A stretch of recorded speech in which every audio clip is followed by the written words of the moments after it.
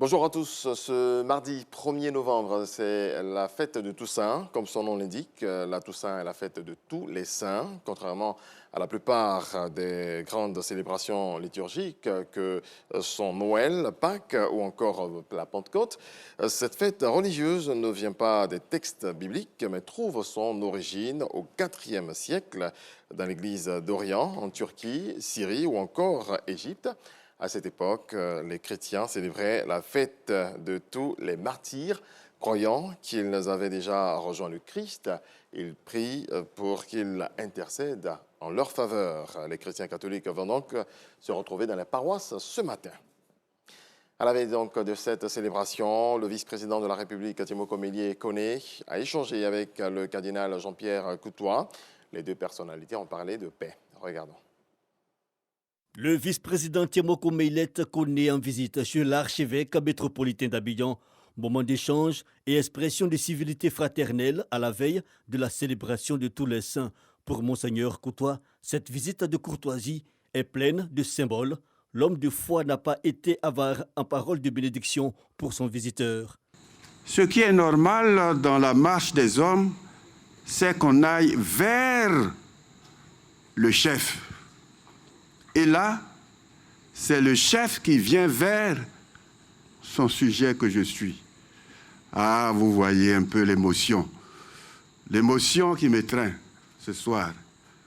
Je voudrais tout simplement lui dire un très grand et sincère merci pour sa présence dans cette maison qui est sa maison. Mes remerciements, je les confie à Dieu.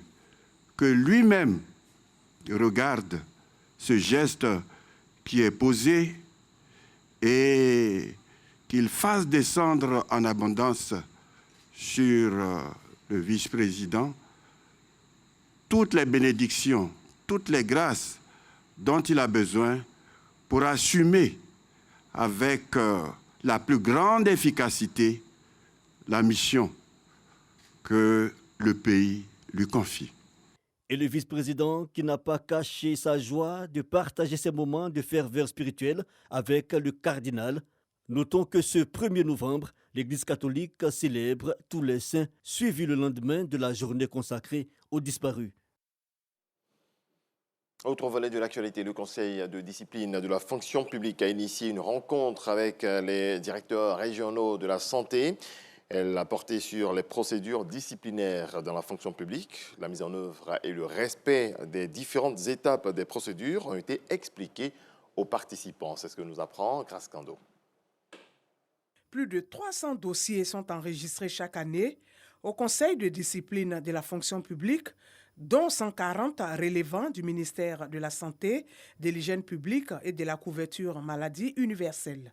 À l'origine, plusieurs manquements constatés.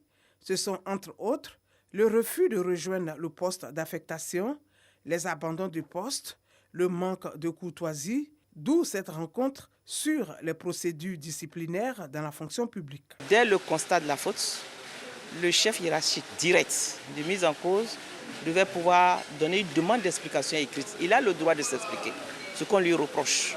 Et au vu des informations livrées, il appartient à la tutelle d'apprécier à leur niveau. Et s'ils constatent que la faute est très grave, alors ils adressent un rapport circonstancié, accompagné de cette demande d'explication et des pièces justificatives à transmettre à Madame le ministre de la fonction publique. C'est elle qui détient le pouvoir de décision. Les directeurs régionaux de la santé sont mis à contribution pour redorer l'image de la corporation. C'est un atelier important, c'est nous amener à avoir un certain nombre de connaissances dans ce domaine-là. Donner un nouveau visage à la fonction publique, des gens d'abord bien formés, disciplinés et qui ont l'amour du travail bien fait. La ministre de la fonction publique invite l'ensemble des fonctionnaires et agents de l'État à un changement de comportement. Il nous faut assumer nos responsabilités à chaque échelon de nos charges, avec une grande conscience professionnelle et avec efficacité. Cela s'impose à nous.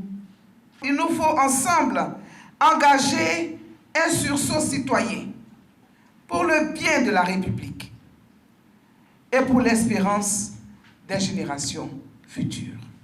Après les directeurs régionaux de la santé, le Conseil de discipline de la fonction publique prévoit des rencontres avec les autres ministères.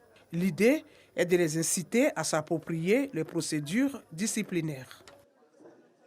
Dans le reste de l'actualité, pour la première fois en 3 ans, les dirigeants arabes se réunissent en sommet aujourd'hui et demain à Alger. Cette rencontre intervient sur fond de divisions persistantes sur les conflits qui agitent la région, notamment la Syrie, la Libye et le rapprochement de certains États avec Israël. Et puis le président ghanéen Nana Akufo-Addo a voulu rassurer la population sur la crise économique dans un discours dimanche soir. Face à l'inflation record et à l'effondrement de la monnaie nationale, il a promis de rétablir l'ordre sur les marchés pour contrer la dépréciation du cedi. Le président ghanéen a exhorté la population à soutenir sa décision de solliciter un prêt du FMI, Fonds monétaire international. À 7 heures, nous serons là pour vous présenter un nouveau journal.